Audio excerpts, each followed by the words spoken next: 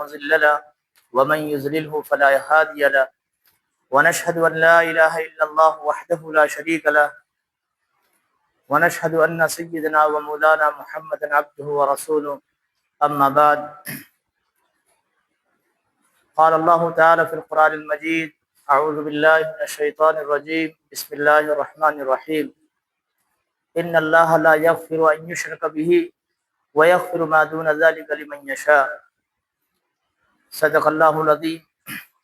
وقال النبي صلى الله عليه وسلم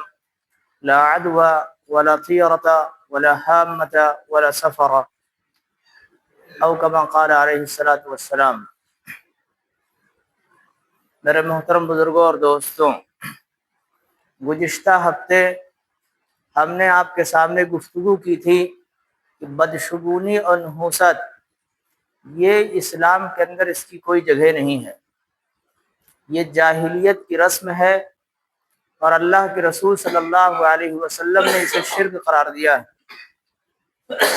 لیکن سننے میں آیا کہ بعض لوگوں نے اس کا یہ مطلب سمجھا کہ مولانا نے پھونک جھاڑ سے منع کیا ہے اور اس کو شرک قرار دیا ہے۔ تو میں یہ بات کہنا چاہتا ہوں کہ پھونک جھاڑ کو ہم نے نہ شرک قرار دیا ہے اور نہ وہ شرک ہے، وہ علاج کا ایک طریقہ ہے اور اس سے لوگ علاج کرتے ہیں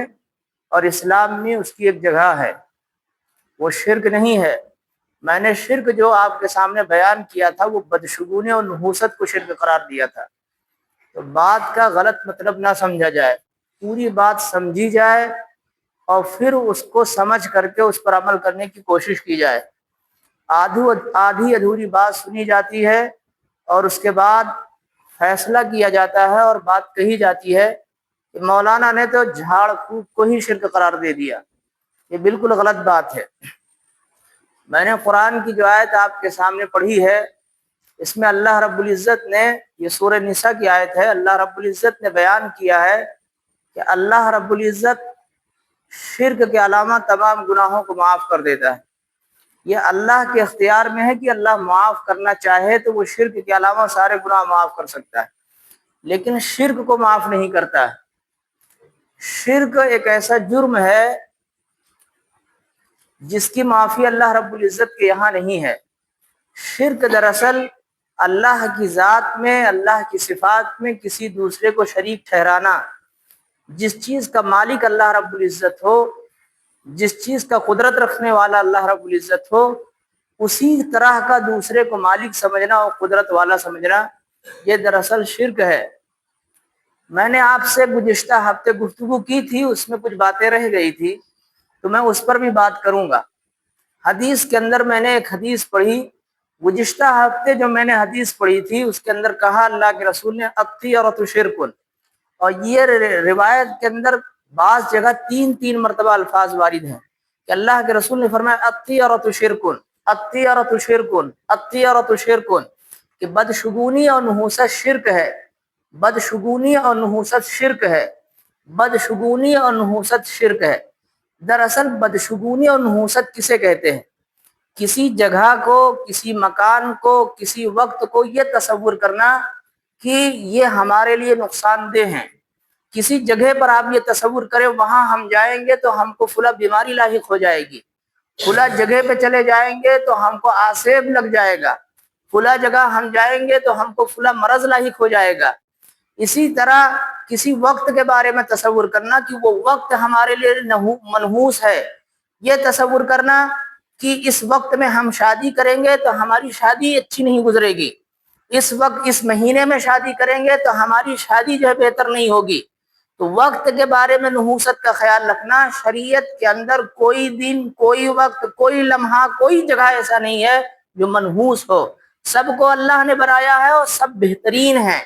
سب جو ہے بابرکت ہیں۔ اس کا کوئی لمحہ، کوئی دن، خواہ وہ محرم کا مہینہ ہو یا سفر کا مہینہ ہو یا شوال کا مہینہ ہو۔ گزشتہ زمانے کے اندر لوگ سفر کے مہینے کو منحوس تصور کیا کرتے تھے۔ میں نے حدیث پڑھی آپ کے سامنے، لا عدوى ولا طیرۃ ولا ہامۃ ولا سفر، تو اس میں جو لفظ سفرہ کا استعمال ہوا ہے وہ دراصل سفر کے مہینے کو عرب کے لوگ منحوس تصور کرتے تھے۔ وہ کہتے تھے کہ اس مہینے کے اندر سفر کرو گے تو سفر بہتر نہیں ہوگا، اس مہینے میں خوشی کا کوئی انتظام کرو گے تو وہ بہتر نہیں ہوگا، تو پرہیز کرتے تھے۔ آج مسلمان ہو کر کے ہم محرم الحرام کے بارے میں یہ عقیدہ رکھتے ہیں کہ محرم کے مہینے میں ہم شادی نہیں کر سکتے ہیں، یہ منحوس مہینہ ہے، اس میں حضرت حسین رضی اللہ تعالیٰ کی شہادت ہو گئی ہے، یہ شوق کا مہینہ ہے، اس میں خوشی نہیں منائی جا سکتی ہے۔ تو یہ تصور جو آیا ہے دراصل یہ جاہلیت کا تصور ہے، اسلام میں اس کی کوئی جگہ نہیں ہے۔ اگر یہ جو ہے جاہلیت کا مہینہ ہوتا تو کتنے صحابہ کرام ہیں، بزرگان دین ہیں، آپ ہسٹری اٹھا کر دیکھیے کہ ان کی شادیاں جو ہے محرم الحرام کے مہینے میں ہوئی ہیں۔ میں نے جو لا عدوہ کا لفظ استعمال کیا، اللہ کے رسول نے استعمال کیا ہے، اس کے معنی ہوتے ہیں کہ کوئی بیماری متعدی نہیں ہوتی ہے۔ متعدی کا مطلب یہ ہوتا ہے کہ وہ بیماری چھوا چھوت اس میں نہیں ہوتی ہے بغیر اللہ کے حکم کے۔ کچھ بیماریاں ایسی ہوتی ہیں کہ اللہ کا اس میں حکم ہوتا ہے اور وہ بیماری ایک سے دوسرے میں منتقل ہو جاتی ہے، جیسے طاعون کی بیماری پہلے زمانے میں پھیلتی تھی، جیسے کورونا وائرس جو ہے زمانے میں پھیلا اور ایک دوسرے سے وہ دوسرے کو لاحق ہوئی۔ یہ اللہ کے حکم کی بنیاد پر تو دوسرے کو لاحق ہو سکتا ہے، لیکن اس کے اندر بذات خود طاقت نہیں ہوتی ہے کہ وہ کسی دوسرے کو لاحق ہو جائے اور کسی دوسرے کو جا کر لگ جائے۔ لا عدوہ ولا طیرہ، بدشگونی کوئی نہیں ہے۔ یہ تصور کرنا کہ آج ہمارے دائیں ہاتھ میں کھجلی ہو رہی ہے، آج ہم کو پیسہ ملنے والا ہے، یا یہ تصور کرنا کہ آج ہماری آنکھ پھڑپڑا رہی ہے، آج کوئی جو ہے مہمان آنے والا ہے، یا یہ تصور کرنا کہ آج جو ہے ہمارے گھر کا آئینہ ٹوٹ گیا ہے، آج جو ہے کوئی بڑی آفت آنے والی ہے، تو یہ دراصل اس چیز کا تصور ہے کہ یہ آئینہ جو ٹوٹا ہے یہ ہم کو نقصان پہنچا سکتا ہے، یہ جو ہے ہماری ہاتھ کی جو انگلی کھجلا رہی ہے یہ ہم کو مال اور دولت دینے والی ہے۔ تو دراصل اس کھجلی کو اور یہ جو آپ کے گھر کا شیشہ ٹوٹ گیا ہے اس کو آپ جو ہے سمجھ رہے ہیں کہ وہ نفع اور نقصان پہنچانے میں مالک ہے۔ اگر کوئی یہ سمجھتا ہے کہ یہ نفع اور نقصان اس کی وجہ سے پہنچتا ہے تو اسے شرک اکبر کہا جاتا ہے، یعنی یہ سب سے بڑا شرک ہے اور اس کی اللہ کے یہاں کوئی معافی نہیں ہے۔ اور اگر یہ آپ تصور رکھتے ہو کہ یہ چیز ٹوٹ گئی ہے، یا جو ہے مثال کے طور پر الو بول رہا ہے اب کوئی مصیبت گھر میں آنے والی ہے، یہ کسی طریقے سے چیتاونی ہے کہ کوئی گھر میں آفت آنے والی ہے اور اللہ رب العزت موت واقع کرے گا یا کوئی پریشانی ہوگی، تو یہ بھی شرک ہے، لیکن یہ شرک اصغر ہے، کیونکہ آپ نے اللہ کی جانب کہیں نہ کہیں عقیدہ رکھا ہے لیکن اس میں الو کو آپ نے دخل اندازی دی ہے، تو اس کو شرک اصغر کہا گیا ہے۔ یہ بھی شرک ہی ہے لیکن جو ہے یہ چھوٹے قسم کا شرک ہے، اور خالی یہ سمجھنا کہ الو بولا ہے اب الو کے بولنے سے مصیبت آ جائے گی تو اس کو شرک اکبر کہا گیا ہے۔ ان تمام چیزوں سے ہم کو پرہیز کرنا چاہیے، ہماری شریعت میں ان چیزوں کی کوئی جگہ نہیں ہے۔ ہمارے یہاں بدشگونی اور نحوست سے منع کیا گیا ہے۔ مثال کے طور پر آج کل بہت سارے گھروں میں ہوتا ہے کہ نئی نویلی دلہن گھر کے اندر آئی،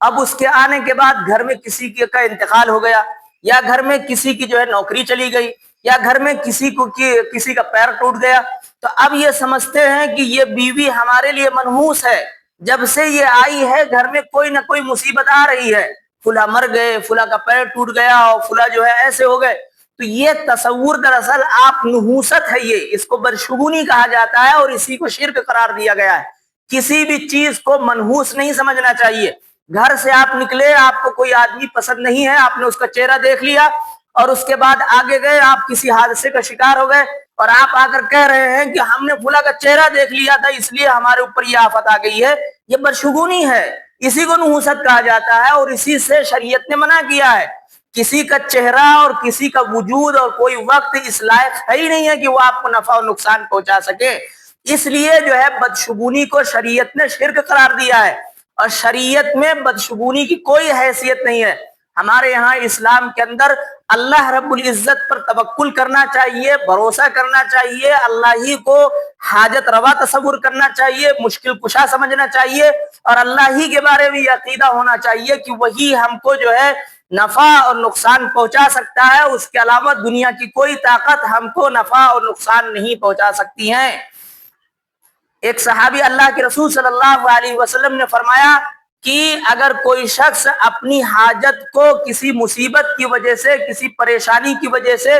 اپنے کام کو ٹال دیتا ہے کسی انہونی چیز کی وجہ سے۔ مثال کے طور پر کوئی آدمی جو ہے سفر کر رہا تھا، بلی نے راستہ کاٹ دیا، اب وہ یہ سمجھتا ہے کہ ہمارا سفر آسان نہیں ہوگا اور وہ اپنے سفر کو روک دیتا ہے، تو اس کو اللہ کے رسول نے شرک قرار دیا ہے۔ تو صحابی نے اللہ کے رسول سے پوچھا کہ اللہ کے رسول، پھر اللہ پہ توکل کرنے کا، اللہ پہ بھروسہ کرنے کا، اس سے بچنے کا اور اس سے توبہ کا کیا طریقہ ہو سکتا ہے؟ تو اللہ کے رسول نے فرمایا کہ دعا کرے، اللہم لا خیر الا خیر، اے اللہ سب سے زیادہ بہترین یعنی خیر پہنچانے والی ذات آپ ہی کی ہے، ولا ضر الا ذرہ، کہ آپ کے علاوہ کوئی نقصان نہیں پہنچا سکتا ہے، اللہ رب العزت کے علاوہ کوئی نقصان نہیں پہنچا سکتا ہے، لا الہ الا غیر، اور آپ کے علاوہ کوئی معبود نہیں ہے۔ اس طریقے کے عقائد اگر آپ کے ذہن میں آتے ہیں کہ فلاں ہم کھانا کھا رہے تھے، فلاں آیا اور اس نے ہمارے کھانے کو دیکھ لیا اور اس کی وجہ سے ہمارے پیٹ میں درد ہونے لگا، یا آپ نے یہ سمجھا کہ ہم نے آج فلاں منحوس کا چہرہ دیکھا تھا اور اس کو آپ نے